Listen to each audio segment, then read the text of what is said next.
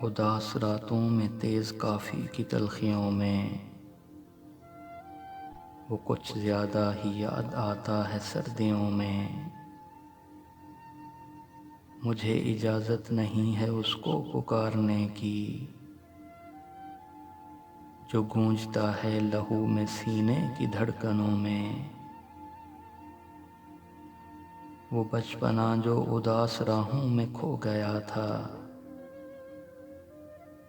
मैं ढूंढता हूँ उसे तुम्हारी शरारतों में।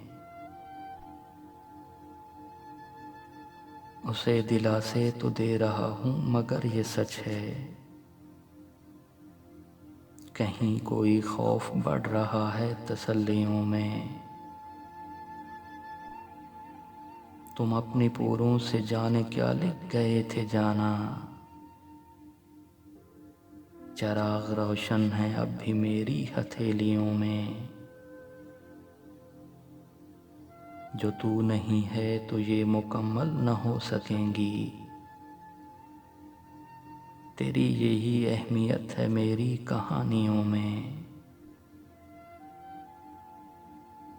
मुझे यकीन है वो थाम लेगा भरम रखेगा, ये मान है तो दिए जलाए हैं आंधियों में। हर एक मौसम में रोशनी सी बखेरते हैं,